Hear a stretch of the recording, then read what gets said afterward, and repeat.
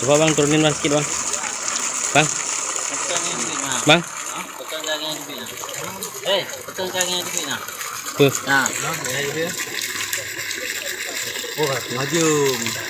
Ya berarti 10 menit. Itu si bang putar cuk bang.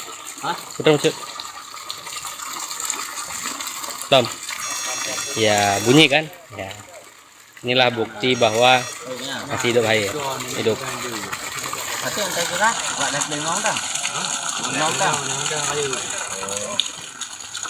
Ada orang ni. Sama bagaimana orang ni? Silam bang, musuh bang. Hidup.